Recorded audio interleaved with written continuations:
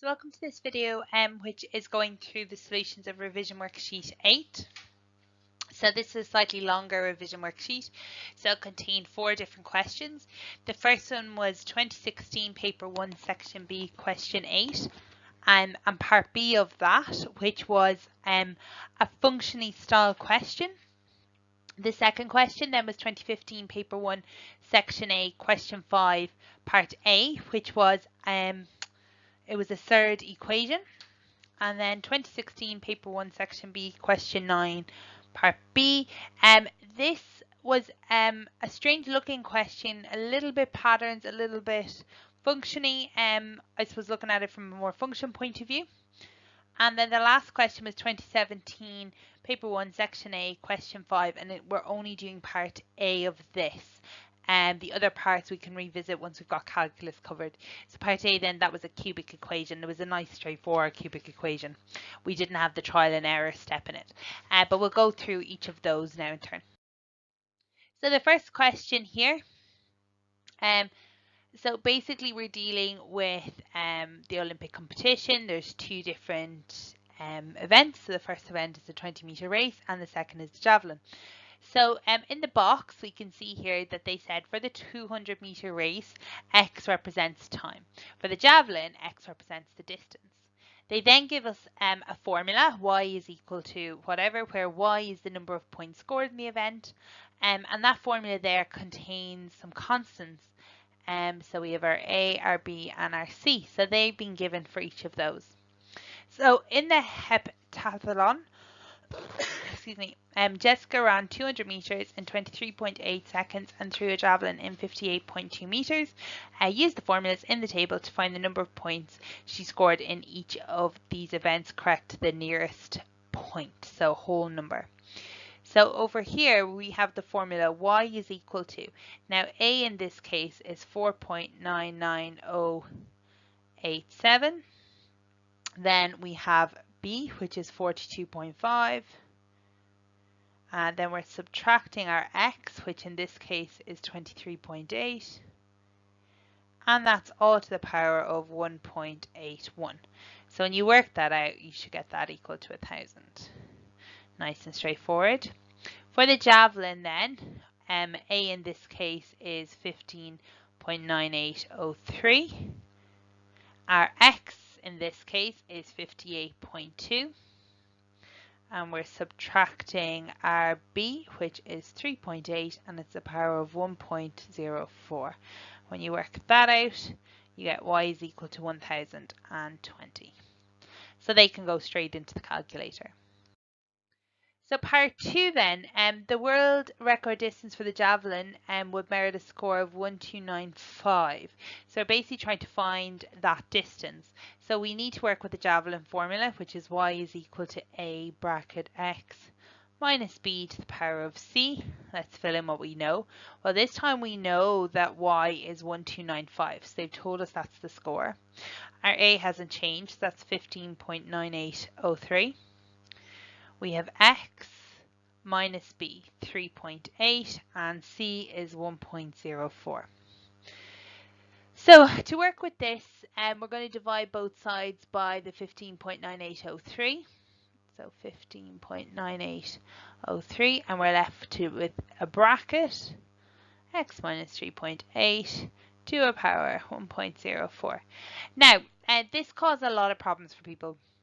There's 2 methods to do this. You can use logs, and I wouldn't be inclined to use logs.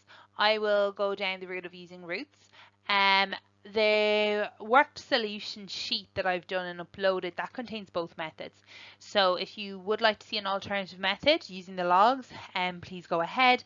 What I would just say is the logs, it's just a bit messier and it's not as intuitive to use logs, because usually we would use the logs if the power was the unknown, i.e. where we couldn't use the roots.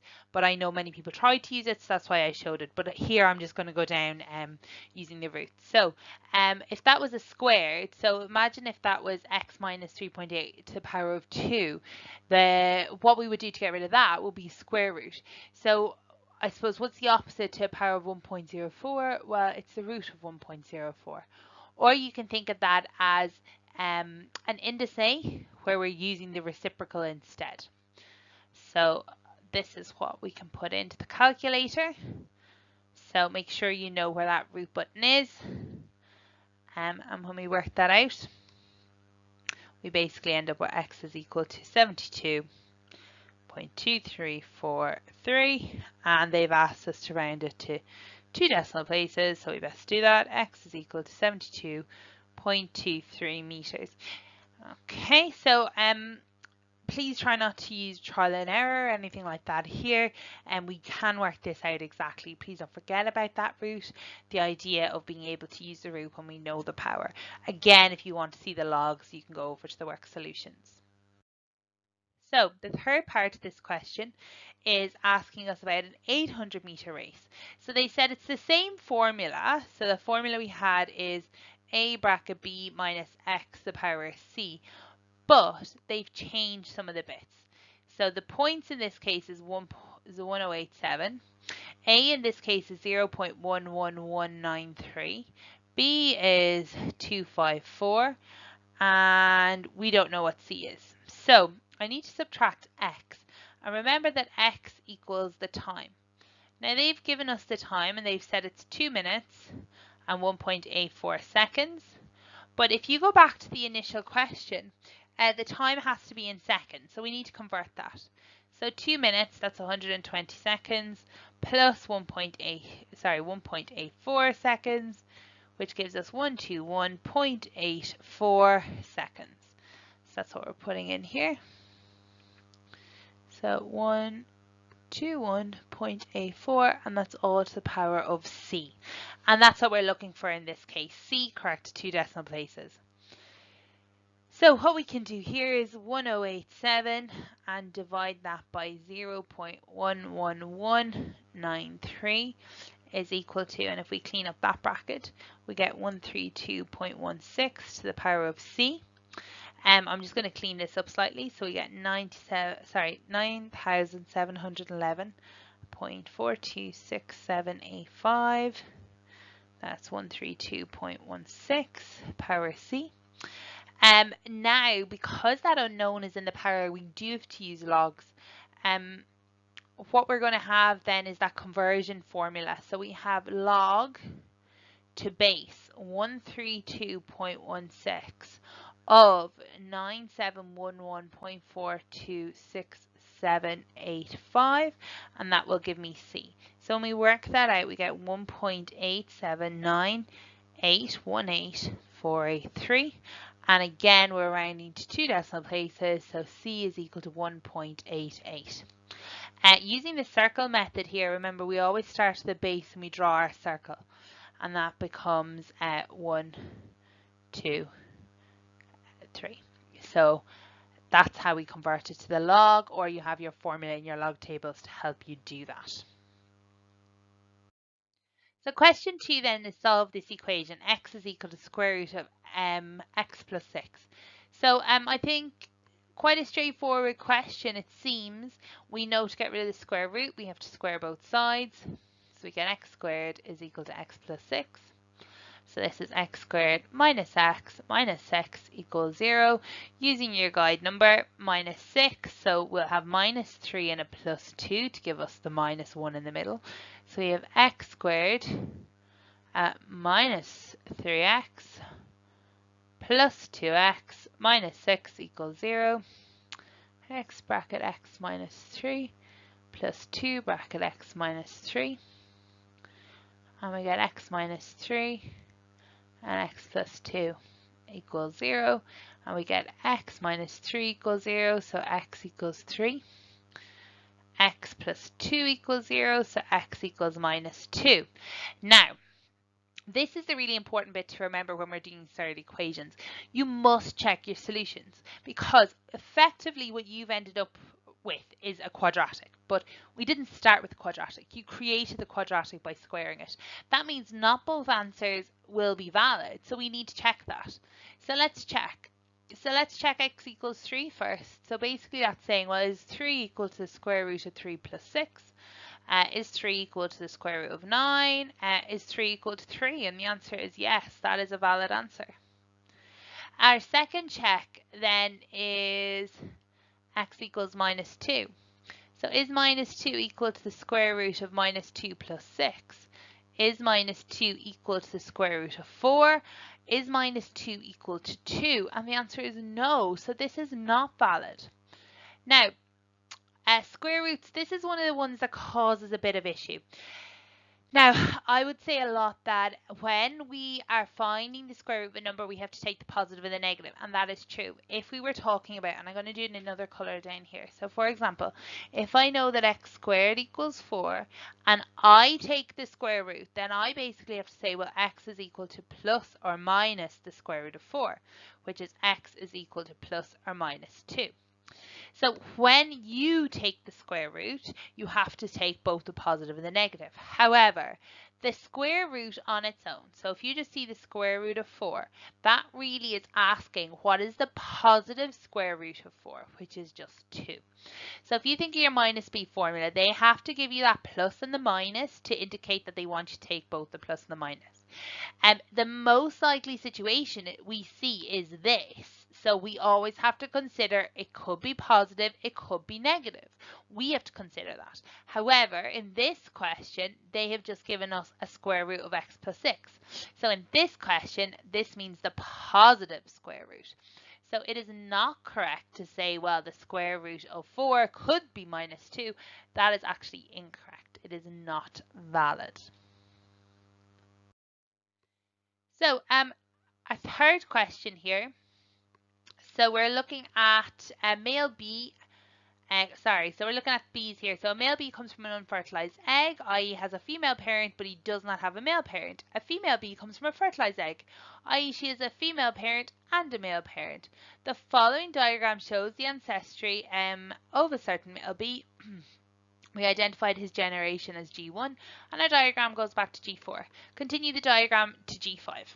So if you look, excuse me, if you look here, a male goes directly into a female. However, the female goes into both female and male. So if we were to fill this in, go back to my blue, a female can come from a female, well, it has to come from a female and a male. The male, on the other hand, has just come from a female. And again, the female has the female and a male. So that is G5 filled in. So notice that G5 actually has 5 rows, a female, a male, a female, female, male. So the number of ancestries of this bee in each generation can be calculated by the formula G of n plus 2 is equal to G of n plus 1 plus the G of n. So if you take, for example, just here, n equals 1. So G of 1 plus 2 is equal to G of 1 plus 1 plus the G of 1. So that's saying G of 3 is equal to the G of 2 plus G of 1. So that's what it's saying. So look at that. It's saying that to find out how many ancestors are in a certain generation, you add the previous 2. So you may have studied Fibonacci at some point. So this is an example of Fibonacci sequence, where one term is the sum of the previous 2 terms. And that's what they're saying. Now, I know this threw a lot of people with the n plus 2. So let's take a look at how it works. So we have G of 6. So this is G of n plus 2.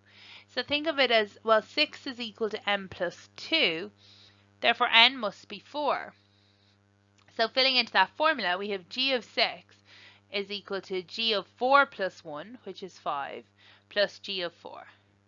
Now, working with that, G of 5 we now know is 5, and G of 4 has 3, so G of 6 is 8. Now, G of 7, again, 7 is equal to n plus 2, therefore n is equal to 5. So we're saying, well, the G of 7 is equal to G of 6, because that's 5 plus 1, plus G of n, or G of 5. G of 5. And if we look at that, then G of 6 we just worked out to be 8, plus G of 5 is 5, and that works out to be 13. So quite a straightforward question, but I think the way it asked threw a lot of people. So just be very careful with that. When they say G of 6, that 6 represents the n plus 2. So the third part of this question then was basically a proof. Now what I would say is be very careful here, because all we're doing is verifying. So we're verifying for G3. So we say G3 is 1 plus root 5 to the power of 3 minus 1 minus root 5 to the power of 3, 2 to the power of 3 root 5.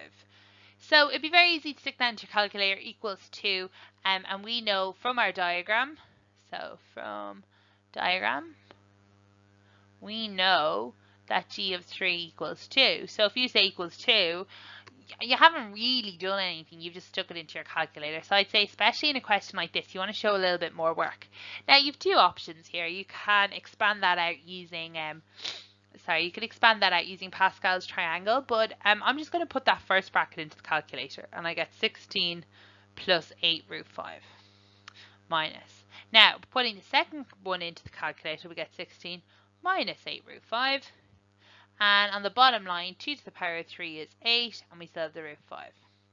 So this effectively is 16 plus 8 root 5 minus 16 plus 8 root 5 over 8 root 5. So that's nice. It cancels down a little bit, so we get 16 root 5 over 8 root 5 equals 2, and that's what we want. Okay, so because from the diagram it said 2. So again, just make sure you're showing a little bit of work there. Like, obviously if you just wrote down 2, you know, well, where'd you get that? You know, you're just taking it straight from the diagram. So just be very careful. So question 4 then is a quadratic function. So these have come up quite a bit. You have a few different ways that they can be asked. The first is just to fully factorize or to find all of its roots, which doesn't give you any indication of the first root, and you have to use trial and error. However, they've been very good this time, and they've said to us, well, x is equal to show that x equals minus 3 is a root, and then find the other two roots. So if we want to show that it's a root, we have to show that f of minus 3 basically equals 0. So let's sub that in. Minus 3 to the power of 3 plus 5 to the power of minus 3 squared minus 4 to the power of by minus 3 minus 3. So you have 2 by minus 27 plus 5 by 9 plus 12 minus 3. So this is minus 54 plus 45 plus 12 minus 3 equals 0. So since f of minus 3 equals 0, x equals minus 3 is a root. Brilliant. So that's part 1 done. Then it said, and find the other two roots. So if I have a root that is x equals minus 3, I can from that then get a factor. So my factor is x plus 3. So if I take one of my factors, it should divide evenly into the cubic, or whatever function I started with. That's 5x squared minus 4x minus 3. And it should leave me with the other factor. Since it's a cubic, we'd expect the other factor to be a quadratic, which we could then solve or break down further into two different factors and in turn roots. So remember, when we're doing long division, we have divide, multiply, subtract, then we bring it down and bring it back. So divide, multiply, subtract. So divide, so we have 2x to the power of 3 divided by x, which gives us 2x squared. So 2x squared. Then we multiply that 2x squared to get 2x cubed. 2x squared by x gives me 2x cubed. And then 2x squared by plus 3 gives me plus 6x squared. Then I subtract, so I'm going to do that in a different color. So that turns to a minus, and that turns to a minus. Here they cancel, and we here now are left with minus 1x squared. So I bring this piece down, and I start again. So now my division is minus 1x squared divided by x, which is minus 1x. Minus 1x. So I get minus 1x squared minus 3x, that's my multiplication. Now I'm subtracting, this becomes a plus and it cancels, and this becomes a plus. excuse me. So I get minus 1x, and I bring down my minus 3. So that divides in minus 1 times, so it's minus 1x divided by x basically gives me minus 1. I get minus 1x minus 3. And my subtract then is change the signs. And I get no remainder, which is perfect. So what I have is my factors are x plus 3 and 2x squared minus 1x minus 1. However, I can factorize this down even further. So let's do that. 2x squared minus 1x minus 1, where the guide number then is minus 2. So that gives me minus 2 and a plus 1. So I get 2x squared minus 2x plus 1x minus 1. So take out a 2x, get x minus 1 plus 1, x minus 1. And I get 2x plus 1, x minus 1. So my factors, broken down even further, are x plus 3, 2x plus 1, and x minus 1. And from that, if I let that equal 0, I can get my roots. So my roots are x equals minus 3. I get x equals to minus a half, and x equals 1. So all I would say with this particular one is please make sure you write down all your roots at the end, including the one that they gave you, so you have all your roots together.